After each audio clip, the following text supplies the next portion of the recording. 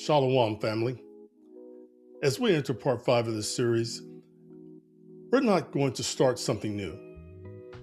We're building on what the Most High has already revealed to us step by step. First, let's tie in Black History Month. We've been taught what happened. We've seen the ships. We've seen the chains. We've studied the plantations. Every February, we remember the suffering. But here's the question no one asked. Why did it happen? Not politically, not economically, but prophetically. What if the story of slavery isn't just history, but fulfillment? What if Deuteronomy 28 described a people who would be scattered, who would go into captivity by ships, who would become a byword? And what if Psalms 83 warned that nations would try to erase their name? If that's true, then Black History Month isn't just about remembering pain. It's about rediscovering identity.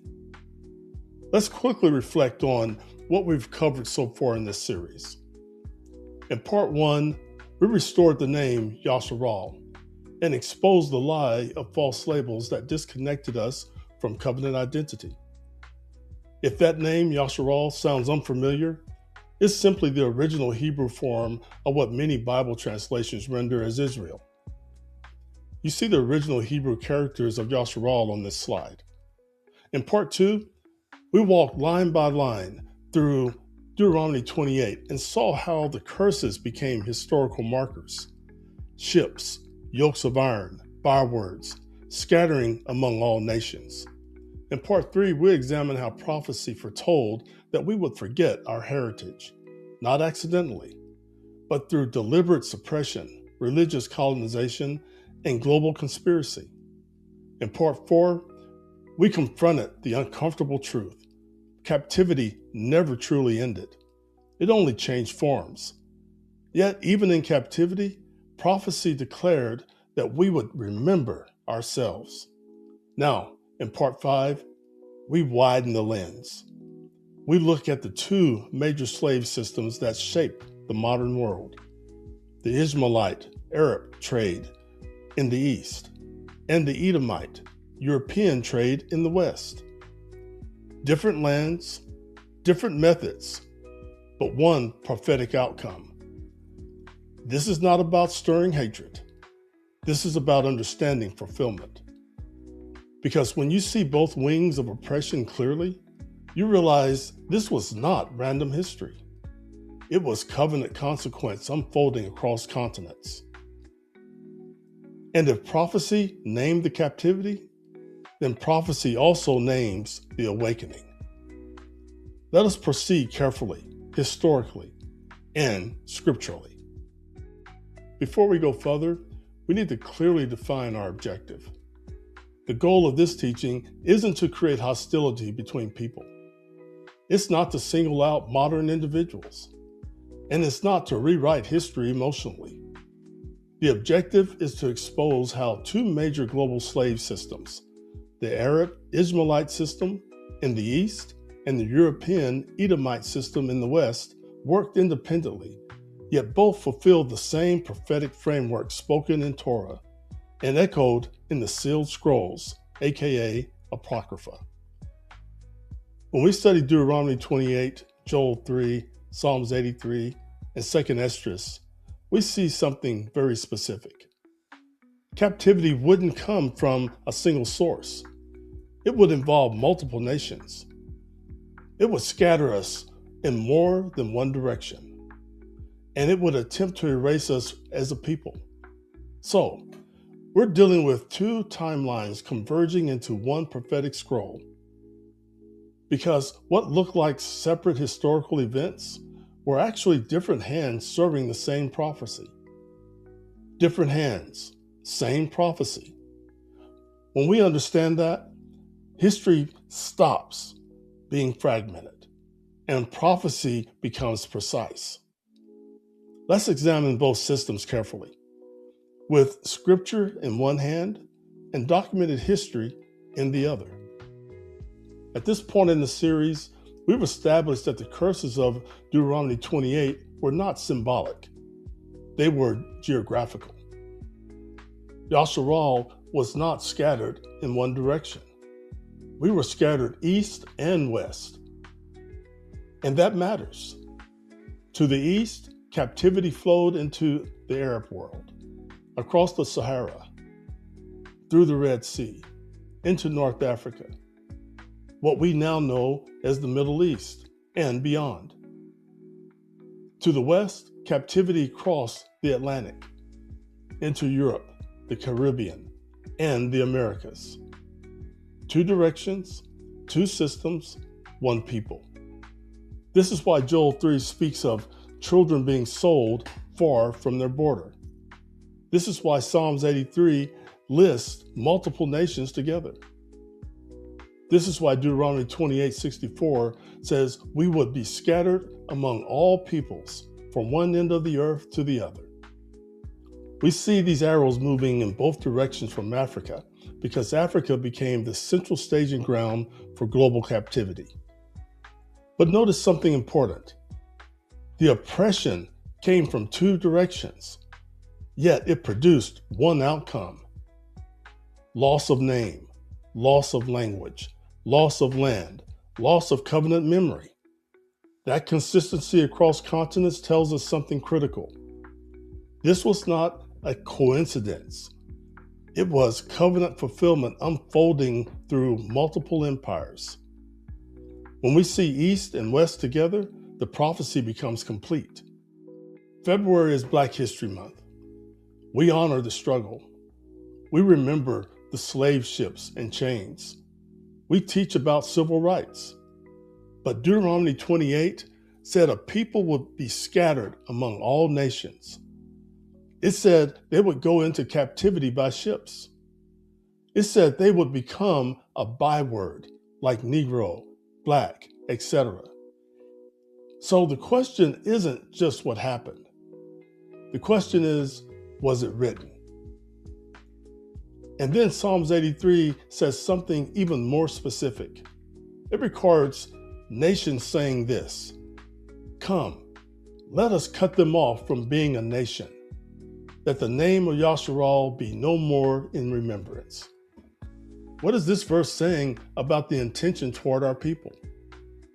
Cut off from being a nation, erase the name, remove remembrance.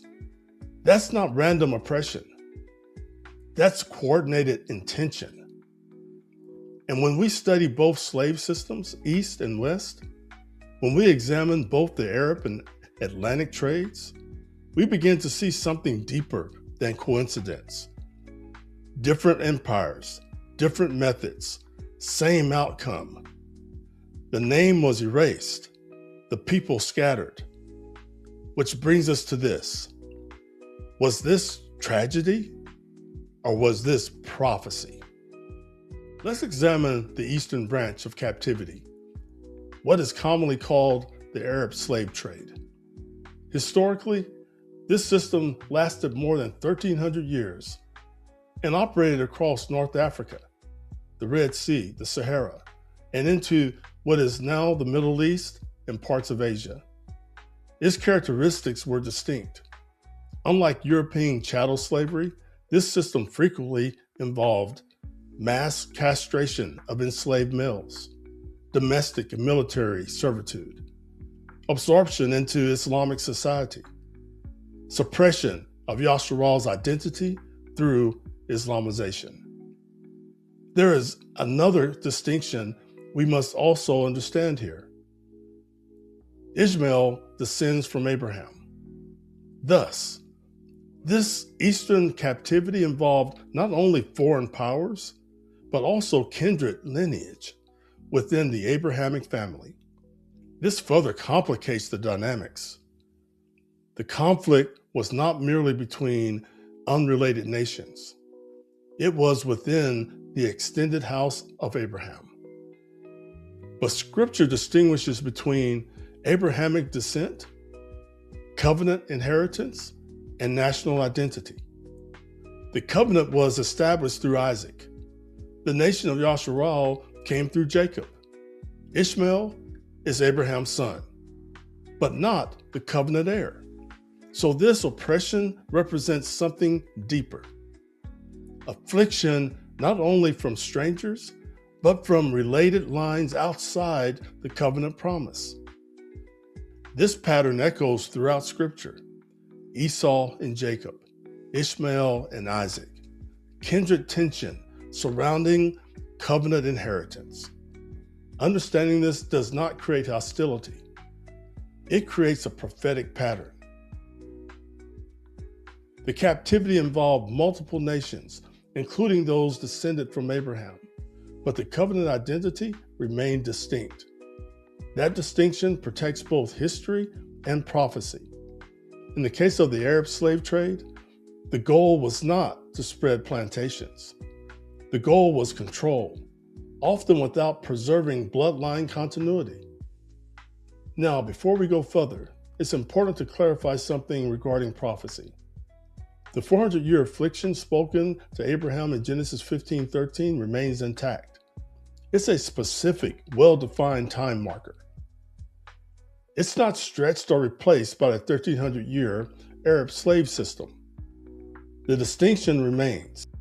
The 400-year affliction of those who were sold is a measured prophetic period. The 430-year dwelling period in Egypt is a separate covenant marker. The Arab slave trade represents a broader Deuteronomy 28 scattering and oppression framework. In other words, the Eastern captivity doesn't replace the 400-year prophecy. It fits within the broader curse structure described in Deuteronomy 28. Scattering among nations, oppression, servitude to enemies, and loss of identity. The 400-year marker defines a prophetic window. The Arab and European systems demonstrate how captivity unfolded globally, beyond that defined period. That distinction is important for clarity. We are not collapsing all history into one timeline. We are recognizing layered fulfillment. This image of a desert caravan fading into palace interiors reflects how this system operated across trade routes and royal households. The shadows of eunuchs and soldiers and servants represent the social structure that historically documented captivity. We're not talking about rivalry between East and West, but about understanding mechanics. One system erased lineage. Another preserved lineage for profit, but both participated in the scattering and the affliction described in Torah. The 400-year prophetic marker remains precise. The Arab slave trade illustrates a broader, multi-generational captivity cycle. Understanding that separation protects the integrity of the prophecy, while allowing history to speak clearly. We now address something difficult, yet necessary to understand. When we ask the question, why are there comparatively few visible Yehuda, or what we know as Judah, descendant populations across many Arab lands today? We must examine how that slave system operated structurally. A significant number of enslaved males were castrated. This was not incidental cruelty. It was systemic. The purpose was control, without generational continuation. If reproduction is prevented, the lineage ends. If lineage ends, identity dissolves. Now, compare this to Torah. Deuteronomy 28:48 speaks of oppression under a yoke. Joel 3:6 speaks of selling children far from their borders. But here's the key insight. The curse pattern includes captivity and the cutting off of posterity. In the Eastern slave system, labor was extracted, but bloodlines were often deliberately disrupted. Historical records show identifiable Afro-Arab communities across the Arabian Peninsula, Iraq, Mauritania, and Oman, whose ancestry reflects centuries of Eastern slave routes. This confirms that the Eastern captivity was not theoretical. It left visible demographic traces. This also explains why, in many regions of the Arab world, there is not the same degree of large multi-generational population growth as in the Americas. One system multiplied captivity. The other often diminished seed. Both fulfill prophetic patterns, but in different ways. This is not about stirring anger. It's about understanding how this system functioned. When a family tree's branches are cut, the absence itself becomes evidence. History can bury memory, but it can't erase prophecy. And prophecy accounts for both multiplication and cutting off. This is why we must study both wings of oppression together. We must understand the shifts from physical captivity to cultural captivity. When Islamic empires expanded across North Africa and parts of the Near East, they didn't always operate through plantation-style slavery like Europe. Instead, a different system emerged, one centered on assimilation, absorption, and religious restructuring.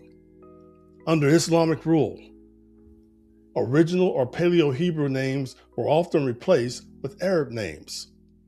Torah governance was replaced with Quranic law. The Shabbat observance was replaced by Friday prayer structures. Yasseral's identity was often absorbed into broader Islamic identity categories. Now, let's be clear. This isn't about attacking everyday Muslim people. This concerns the historical examination of imperial systems. Empires spread culture alongside power. Just as European Christianity restructured identity in the West, Islamic expression reshaped identity in the East. Over time, this created generational distance from the Paleo-Hebrew language, tribal memory, and covenant practices. This aligns with Deuteronomy 28:36 and 28:64, which we covered in detail in part 3. But it says, "You shall serve other gods, wood and stone, which neither you nor your fathers have known." The key phrase here, which your fathers have not known. When identity shifts spiritually, memory shifts culturally. Torah was covered, language changed, names erased. After generations, the original identity feels foreign, even though it was ancestral. This was not freedom. It was enforced assimilation over time. Again, this isn't about hatred. It's about historical patterns of empire. Both Eastern and Western powers reshaped identity differently, but the outcome was similar: loss of Yasseral continuity.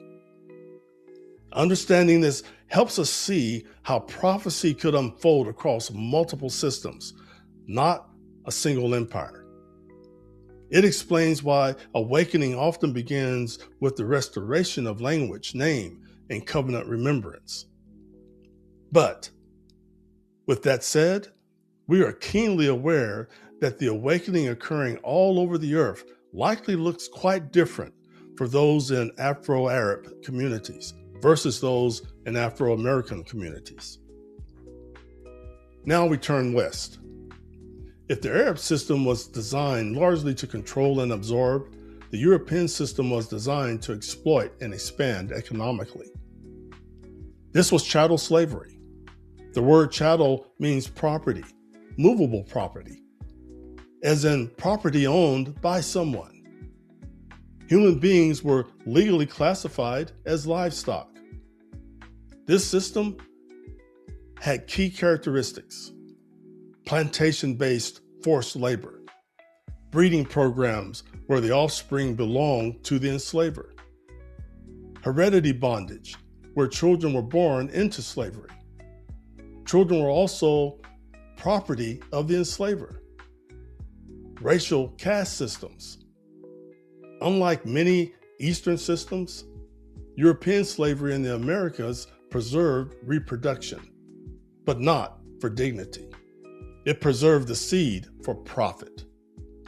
Children inherited their mother's status. That means captivity became generational. This directly mirrors Deuteronomy 28:48, which says, "He shall put a yoke of iron upon your neck until he has destroyed you." And notice, the destruction wasn't immediate extermination. It was symbolic control. Chains became laws. Laws became economic systems. Economic systems became racial hierarchies. This captivity was perpetual by design. Slave ships carried bodies. Plantations multiplied labor. Census ledgers tracked property, not people. Think about it as a slave ship to a plantation, to a ledger. It was capture, exploitation, institutionalization. And when slavery was abolished, systems like black codes, sharecropping, convict leasing, and later mass incarceration evolved from it. Incarceration became a large-scale, racially structured control system after 1865, following emancipation. That timing wasn't coincidental. Then, in the 20th century, we see the emergence of modern mass incarceration.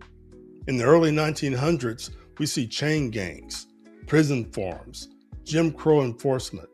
In the 1970s to the present, we see war on drugs, mandatory minimum sentencing, 3-strike laws, private prisons. Slavery didn't end with emancipation. It was restructured. So while the Arab system largely limited lineage growth, the European system multiplied captivity through reproduction. Two different strategies, two different geographies, one prophetic outcome. This is the historical mechanics of this prophecy. When we study both systems side by side, we begin to see how Deuteronomy 28:48, serving enemies in hunger, thirst, nakedness, and want of all things, could manifest in different forms across continents. The captivity wasn't random. It was structured. It was systematized. It was generational. And that matters. Why? Because prophecy describes something that would last, not something brief. Understanding the European system helps us see how captivity could persist long after emancipation papers were signed. The chains changed form, but the system endured.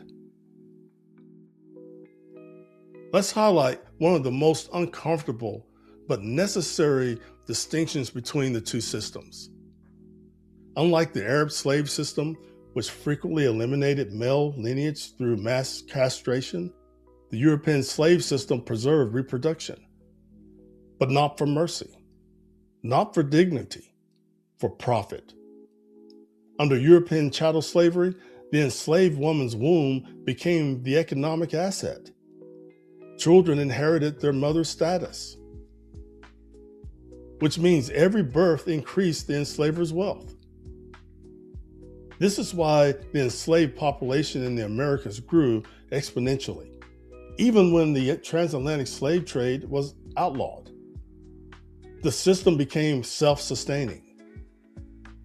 Ledger books stamped property, recorded births, as with livestock inventory. Families multiplied, but remained bound. This helps explain something critical. The reason why there are millions of descendants in the Americas today, and how captivity became generational. This also aligns with prophetic language about multiplication, even amid affliction. The promise to Abraham spoke of seed as the sand of the sea. And Deuteronomy 28 also describes generational oppression. So what do we see? One system sought to cut off lineage. The other system exploited lineage. Two different methods, two different outcomes, but both fulfilling aspects of the same prophetic pattern. We're not sharing this to inflame emotion. We're sharing to clarify mechanics. Because if we misunderstand how each system functioned, we misinterpret how prophecy unfolded. The European system preserved the seed, but chained it. That distinction matters. We now move from historical mechanics to prophetic coordination. Psalms 83 isn't a random list of nations. It's a strategic confederacy. Verse 4 says, "Come, let us cut them off from being a nation, that the name of Yasharal may be no more in remembrance." Notice, the target is not just land, not just people. The target is the name, identity, memory, covenant recognition. And when you read Psalms 83, 1 through 8, we encourage you to do that. Read Psalms 83, 1 through 8. Read it carefully. You'll see something powerful. Edom, Europe, Ishmael, Arab are listed together. Historically, these two lines don't share covenant identity. They had separate territories, separate empires, separate political interests. Yet in this prophecy, they share a unified objective: erase Yasharal. Now think about what we've just studied. One system from the east, Arab slave networks. One system from the west, European chattel slavery. Different cultures, different religions, different justifications. But what was the result for Yasharal? Scattered, renamed, stripped of language, separated from covenant identity. This wasn't a coincidence. This was convergence. The two grasping hands on this slide, one armored in European metal, one robed in desert fabric, represent that convergence. The word name fading beneath them visually reinforces the prophecy of wiping out the name of Yasharal. This isn't about hatred toward any people group. This is about recognizing prophetic alignment. When multiple powers across centuries produce the same outcome foretold in Scripture, we must ask whether prophecy is the connected thread. Psalms 83 shows us the intention. Cut them off, erase their remembrance, remove their national identity. But here's the powerful part. The very fact that we are discussing this, the very fact that the name Yasharal is being restored, means the plot did not succeed. The conspiracy was real, but so was the preservation. Prophecy named the attempt, and prophecy also preserved the remnant. Now we bring everything together. Different methods, different lands, same result. And when we compare the Arab and European systems side by side, we see very different mechanics. One wing, the Eastern system, often erased lineage through castration and absorption. The other wing, the Western system, multiplied lineage for economic exploitation. One minimized reproduction, one maximized reproduction.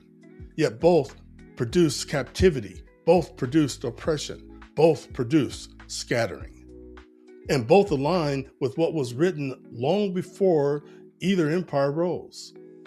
Deuteronomy 28:48 speaks of serving enemies in hunger, thirst, nakedness, and want of all things with a yoke of iron.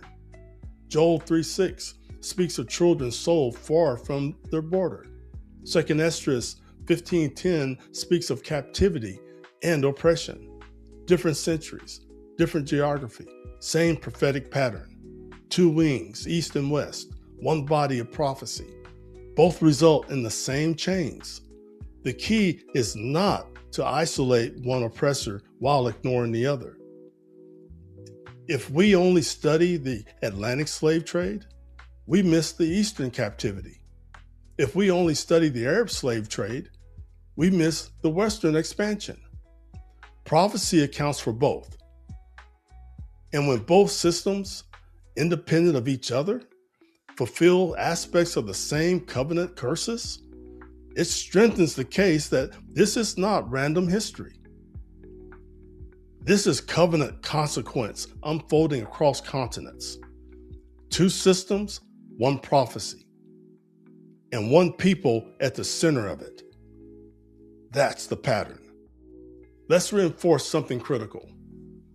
The testimony is not limited to one set of scrolls. 2 Esther 15:10 states, "My people shall be led away captive and shall be oppressed." Notice the language, not a single captivity, not a brief episode, but an ongoing condition of oppression.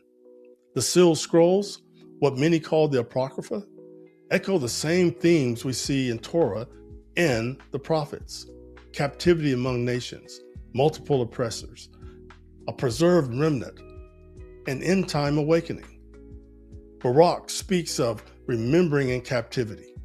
2 Esdras speaks of oppression and judgment among the nations.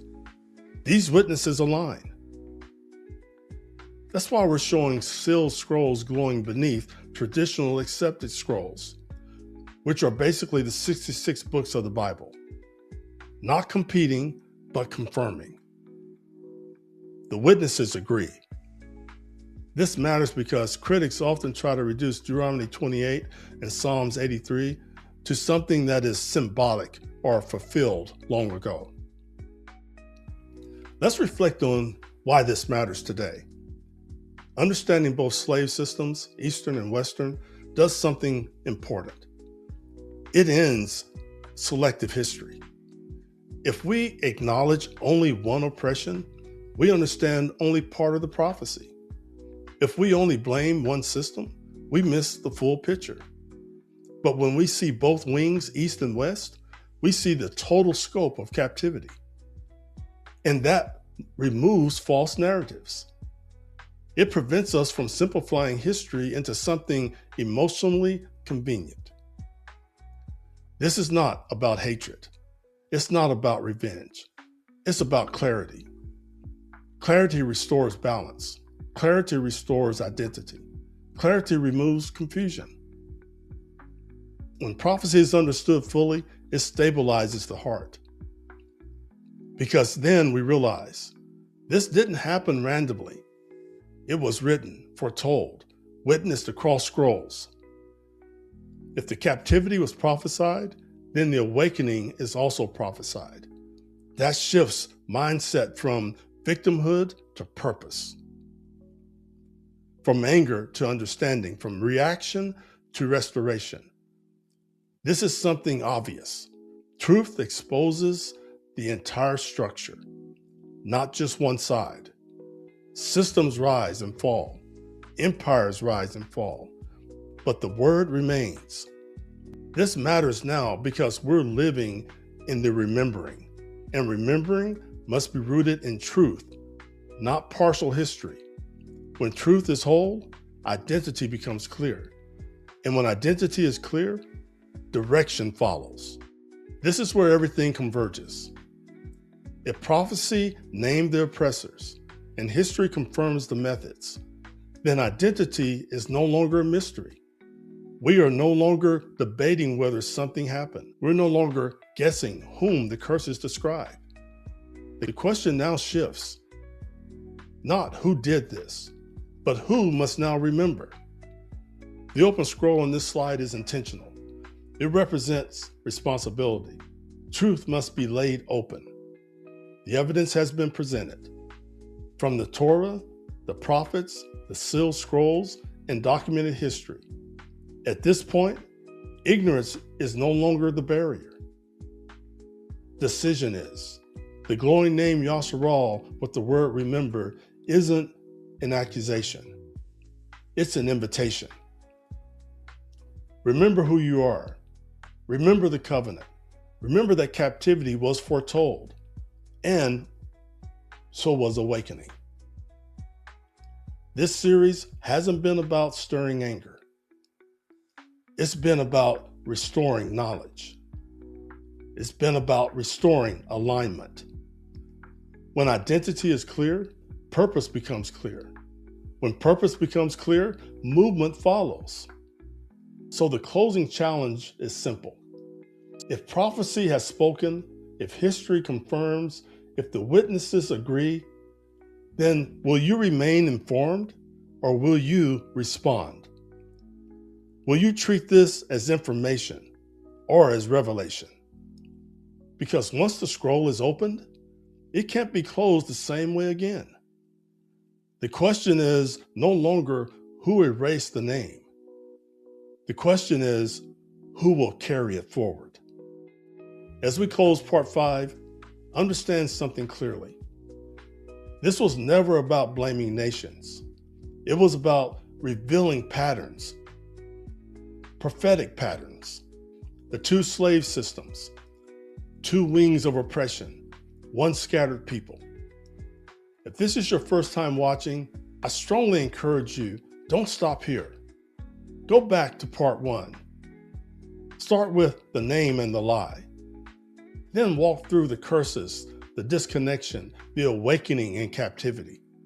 This series builds like a scroll unfolding. Each part explains the next. And if what you've heard today stirred something in you, don't ignore it. Like this video, share it, subscribe, and turn on the bell so you don't miss part 6. Why they reject the truth, the spirit of blindness. Because once truth is revealed, the next question becomes, why do some refuse to see it? Family, the awakening isn't slowing down. It's accelerating. I'll see you in the next part. Shalom.